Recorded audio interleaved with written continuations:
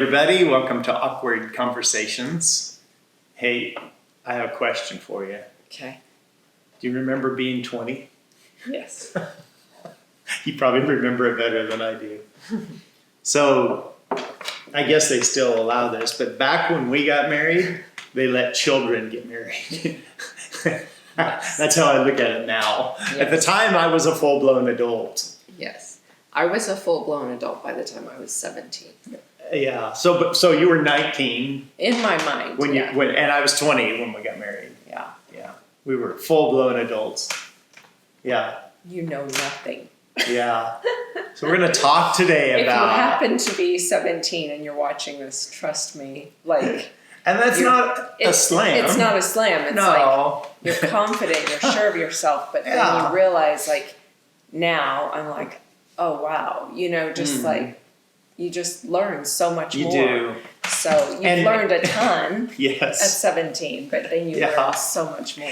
And for this conversation, of course, that we're adding in the element of that's all true. And then you add in the element of we got married then. Mm-hmm. In that state. Yeah. And so we're going to, if we gave this a title, it's what I wish I had known about myself kind of concept. Or, what I didn't know about myself when we got married. Yeah. So, I don't know. Why is this awkward? Because it flavors marriage, right? Yeah. And so we've been married 38 years, I believe, something like that. Close, something. So maybe 37, 38. Maybe some of you have been married a long time too, or maybe some of you are, newlyweds. You've only been married 10 years. I hope this kind of a conversation can help because it flavors the nuances of a relationship as it develops even, right? Mm-hmm. Yeah. So I don't know. Do you want to dive in first? I'm just connecting the dots in the sense of what I didn't know, and I would take it the next level or the next statement and say what I didn't know, and how that affected our marriage. That's good. Yeah.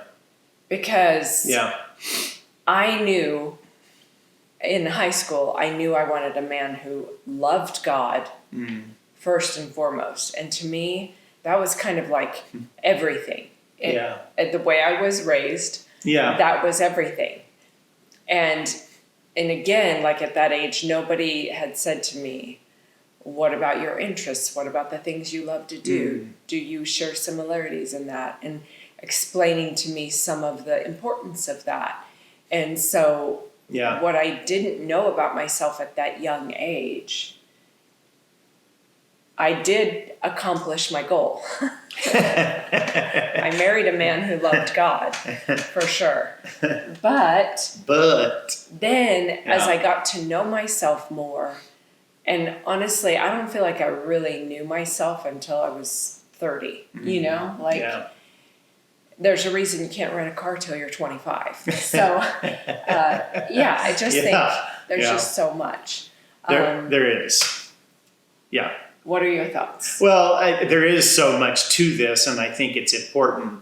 It's good to acknowledge it, and I think people shy away from, thus the awkwardness, from talking about some of these kinds of things because there are problems that we've experienced and still are to this day that are a result of any two people coming together, right, in a marriage union. Mm-hmm.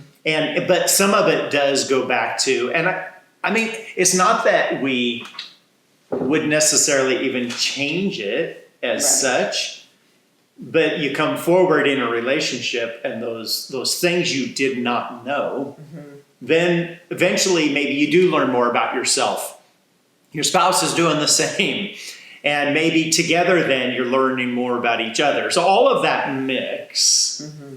Yeah, just so I'll start with I wish I had known, or one thing I didn't know. That's the frame, right? Yes. One thing I did not know about myself when we got married. I didn't know that I wasn't pretty much perfect. I don't know. In other words, I don't know how else. He thought he was pretty much perfect. That's the thing.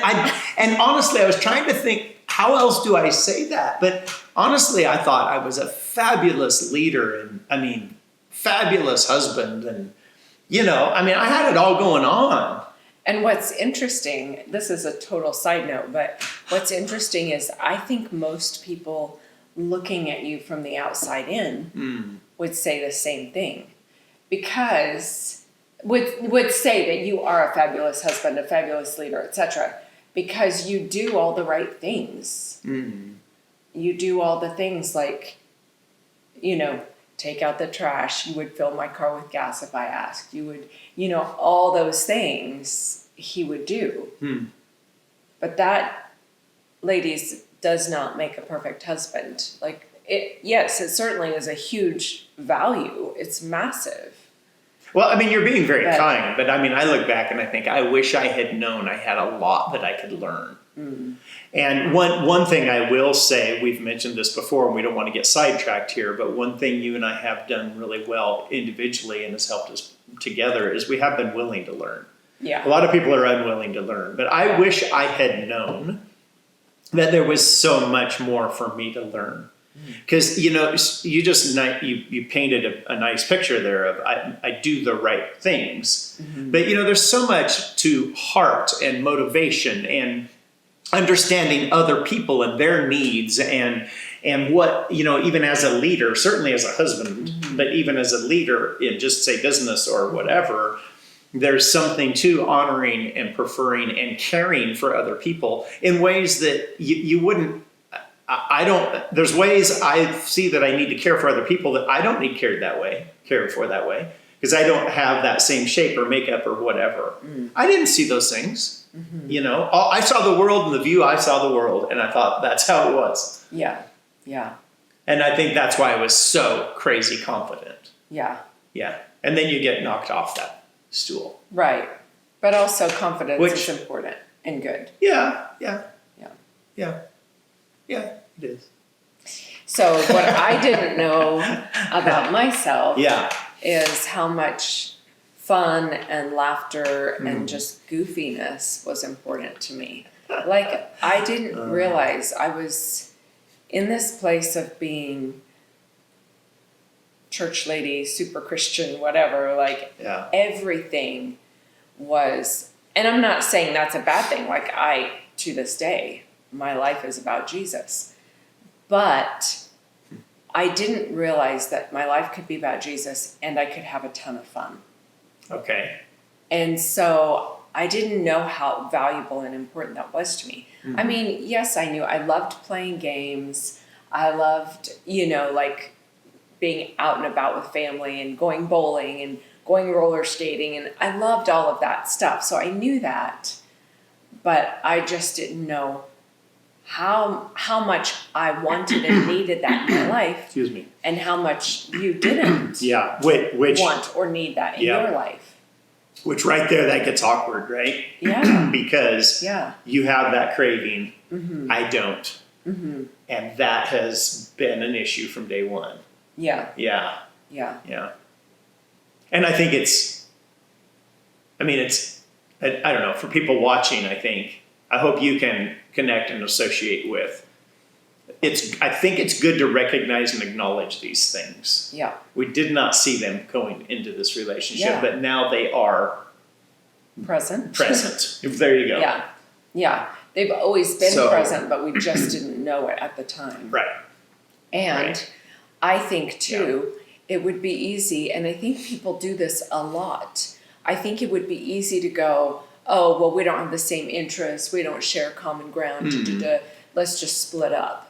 Right? People do that. People do that all the time. They do. And I think for me, I'm like, wait a minute. That's not the avenue I want to take. Right. So if I'm not getting that peace fulfilled by my husband, that doesn't mean I need to divorce him. That doesn't mean I need to separate from him. What that means is I can find and get that peace fulfilled in other ways, with other people, with other friends. Right. Like there's people who do like going bowling. I can find those people and we can go bowling, right? Is that a thing still? There are places to go bowling? Yeah. The bowling community would just want to reach through. I know. They'd be so disappointed in me. Yeah. But I think it's important. I think this is one of the things about marriage is people expect their spouse to fulfill every piece and every part. That's a really, really good and that's point. just not the reality of Right. it. The reason we've stayed married as long as we have is because we've acknowledged I can't fulfill everything you need. Right. And you can't fulfill everything I need. And therefore, for one thing, Seth has given me the freedom to create those friendships that I can go do fun things, that I can have fun. And he's not, I want you home with me all the time. If he was always, I want you home with me, I'd be like, we have a problem. You've got to figure out how to let me go have fun, or you've got to figure out how to come with me and have fun. Yeah. Right? Yeah. And or he would say, we have a problem. You have to figure out how to stay home with me, or you have to figure out how to quit making fun. Like, that's not that important, right? Yeah. And again, this is part of the value of maturity in marriage, and the maturity is understanding that just because my husband or my wife doesn't fulfill every part of me, doesn't mean, well, we're going to get a divorce, we're going to get separated. Right. No. Right. No, you figure it out, don't you? And I mean, I've got so many thoughts going on right now. Yeah. It's so interesting because we've got 38 years of background. I'm thinking about like there were periods, there was a period of time anyway, maybe it's been a couple of different times where I really agonized over why can't I just be more fun?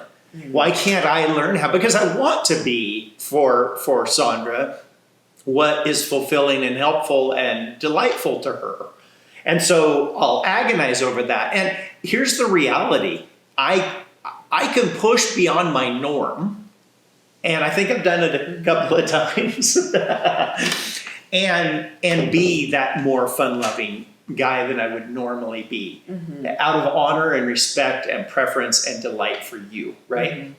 But coming to grips with the reality that I'm not going to morph into this radically different guy. I'm going to learn, I'm going to grow, and I'm going to endeavor. Not using that as an excuse. Right, exactly. Yeah. I think that's huge. I mean, to your point of you don't just then divorce, you figure it out. And part of it is you don't use these things as an excuse. It's not, I can't just say to her, first of all, thank you for how you unpacked that. I really said that wrong. I can say thank you to you. I don't know how that came across right there. I can't say thank you to you. I just was saying that really weird.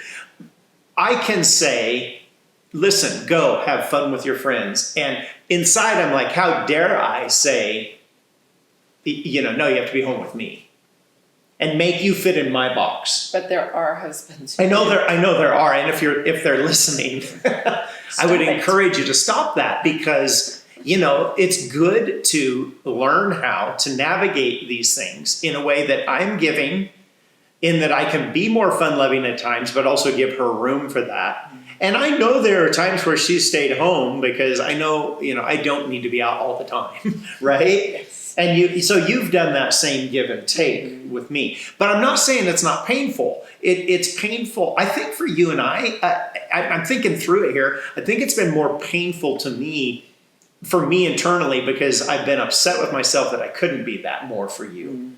More than I've been upset at you that you need that fun-loving. Does that make sense? Yeah. So I don't know how you all are out there, but I would encourage you, be willing to learn and grow and be willing to hear your spouse, hear what it is they're needing, looking for. And yet, to Sandra's point a minute ago, you're not their end answer for everything. And I don't think in marriage, that was ever God's design, is that we're completely fulfilling for each other. Absolutely. And therefore, these areas that are difficult for us to be fulfilling to each other or for each other, you have to navigate that in such a way that it can work then. Yeah. And I think that's where a lot of people run into problems, into where this can, it's been awkward for you and I at times. There's been times where she's been out and I'm like, maybe I'm uncomfortable with it or whatever, and you just have to figure those things out. Yeah. Yeah. You navigate them. And I'm not saying it's not painful. It's not requiring growth of you, which can be painful internally, personally, Yeah. Yeah. Yeah. And if you're the person who likes to Yeah. go out, there is that making those sacrifices and having those times that you say, you know what? Yeah. I'm just going to stay home tonight because I know Yeah. that's important to my spouse. Mm-hmm. And so I do think that's valuable. And I think it needs to, again, nobody likes to talk about this, right? Nobody likes to say this, but there is compromise in marriage. You are going to, if you're going to have a successful marriage, you are going to compromise. You're going to have to humble yourself. You might have to go to counseling. You might have to say, oh, I'll go out this night and have fun. You might have to say, oh, I'll stay home this night. You might, all the time, there are compromises to be made. And that's not a bad thing. One of the things that is a danger is when you feel like I'm the one making all the compromise. Well, right. Right? Then that gets rough. But you also, it's not great to keep track of that. It's fine to have an assessment. Right. To look at it and say, okay, it seems to me like I'm the one making all the sacrifice here, and then get the other person's viewpoint and or potentially get an outsider's viewpoint, somebody that you both trust. But it's just that thing of like learning how to compromise and be okay with that, and not making demands on your spouse to meet every single need. Yeah. Which I think that's a nobody really wants good to point. talk about that in marriage. They don't. Like I don't even like saying it because it's like, well, then what's the point? Like it's frustrating. Sure. No, fair. I mean, and I think compromise, I think you've unpacked that well, but there's a give and take to that compromise, isn't there? And that's not, again, and none of these are negative. They're difficult at times, but it's not negative in this concept and setting. It's not negative to compromise. It's feels not negative. I think it could. Again, for me, some of the awkwardness. When I feel like I'm always compromising, that feels very negative. Sure, and you don't feel like the other side is. Very frustrating. And Right. And so I'm not saying it is negative, but it can feel that way. Yeah. And I think again, and this is a whole other conversation, but we live in a world that we base everything on our feelings, right? Oh man. And we really do. That is days. Not wisdom. Like it's really you look not. at all the foolish things in Proverbs. You go read those Proverbs of the fool says, the fool says, the fool does, the fool responds, the fool, right? Like most of the time that's feelings oriented. And I'm not saying your feelings don't matter. I am a life coach. Feelings are a huge part of our lives. Of course they are. But there are times to say, you know what, I feel scared about this, but rather than back away from that, I'm going to press into it. Yeah. So it's the same in marriage, that even though maybe in this season or this moment it feels more negative than it has in the past, I'm going to press in. I'm going to keep working. I'm going to keep giving. I'm going to keep loving. That's part of what gets you to the point of love that is like sweet and precious. When you get to the end of life together and you go, man, we have been through everything together. Right. And we've stayed with each other. There's something special about that for sure. And I would say, I haven't said this as much lately. I said it a lot for a while. I don't know why I've quit saying it as much, but I'm very thankful that my life has been and continues to be a lot more fun because of her. Because of what you pull out in that way. Dang, Skippy. Right? Right? I mean, there's no doubt. I mean, guys, when we got married, I genuinely thought that it was normal that people worked 12-hour days. I'm not kidding. 6 days a week. Then you had Sunday as a day of rest, and you needed it because you also had to go to church. Yeah. There's an awkward conversation. You have to serve at church, so it's not just go get filled. And that's not us saying there's anything wrong with church. That's a whole other conversation. Or serving in church. Exactly. But seriously, that was my viewpoint of that's how life was. There was a summer, guys, before we were married, where she wondered what happened. Where'd he go? School was out. And so then she went like that. Back then we had 3 months off school. She went like 3 months wondering, where'd Seth go? Well, you know where I was? I was on the farm working 12-hour days, 6 days a week, physically working. There was no concept in my head of, I should pick up the phone. Now, back then we didn't have cell phones. We didn't have email. You couldn't text. You couldn't do anything except pick up that landline, which was a party line here. Mm-hmm. Gosh, I'm dating myself. Mm-hmm. But pick up the phone and call Sandra. Drive into town and take her on a date. What? Mm-hmm. When do you do that when you've got 12-hour days, 6 days a week to work? And it would probably, no concept that wasn't the way how things were. His example, and my example was Saturday morning. Once we had a TV, which was way later, but once we had a TV, Saturday morning cartoons, and then it was games or going to the garage sales in the area on Saturday, or and my dad was there. Like my dad was part of that. We'd get up in the morning and play games. He didn't go to work on Saturday. Do cartoons, do whatever. Like we'd be together as a family Saturday and Sunday, and. So again, like I should have seen it, right? Mm-hmm. Like it should have been obvious that summer that he was absent working. That should have been a ding, ding, ding, but it wasn't. And I was young, and nobody's talking to me about this, and I'm not talking to anybody about it. And but also, you see the variation of the way we both grew up, and that also plays in. And, still, even still to this day, to some degree, it plays in. The mindsets have grown and changed and so forth. But So I think the encouragement is yes. One, your spouse isn't meant to fulfill everything for you. I remind myself of that a lot because I feel like he's supposed to. Right. I don't mean that mean. I know. Like I know just, Two, you made me lose my train. I'm sorry. Two, marriage is not always all about feelings, right? Sometimes we make compromises, we do the hard things that don't feel awesome in order to commit to what we promised to commit to on our wedding day. Yeah. P.S. That astounds me how people can make those promises and in 10 years they mean nothing. The vow doesn't matter anymore. 3, it's worth it. I do believe it's worth it. We've saved ourselves so much pain and so much grief and so much loss by continuing to work on our marriage. Yeah. And when you decide to get married, it is a lifelong job. I am more convinced than ever that it's not smooth sailing. Now, if you marry your best friend, you have all the same interests. I do believe there are those people who have that. Kudos, that's awesome. But for a large majority of people, marriage is about work, and it is a long time of work.